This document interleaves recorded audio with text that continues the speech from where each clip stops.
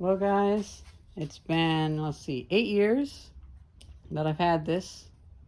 And this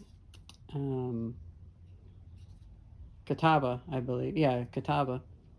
Japanese saw. I have a spare blade for it. This was given to me by my friend Thermionic Man whenever I was building my barn. I've chewed through some of these teeth. I've accidentally fatigued it so much that it's ripped. Tried welding, it didn't quite work. Now, the cool thing about these Japanese saws is this blade. Well, first of all, it's sheet steel that has pull teeth, so it can be thinner, because when it's pulling, it automatically straightens. And so the kerf can be narrower, you get more work done, and you cut less wood. So for some of the fancier woods, like purple heartwood, or I think it's like amaranth or whatever it's called, you can get more wood out of it, because the American push saws, they cut wider and you lose more wood. And so that's especially useful whenever you're cutting thin pieces. They pass this through a heat treating thing to harden the tips, so the tips never need to be sharpened.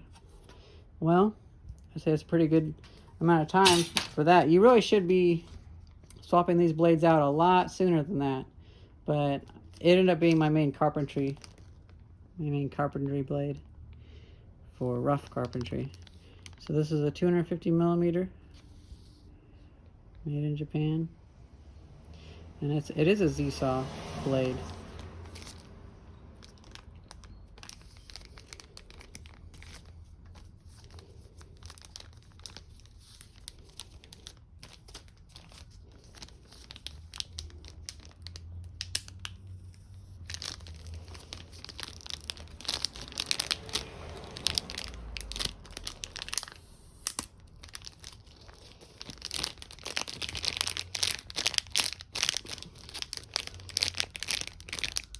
Kind of want to preserve the packaging almost, because it's kind of cool.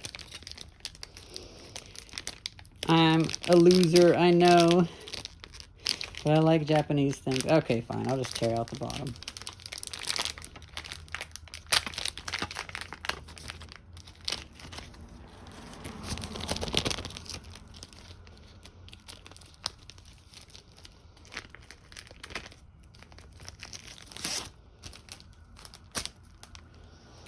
Okay. Ah, look at that. Beautiful. Beautiful. Brand new saw. Ready for probably not 8 years this time, but maybe 3 or 4. Beautiful. Hope you guys enjoyed this video, and thank you very much for watching. See ya.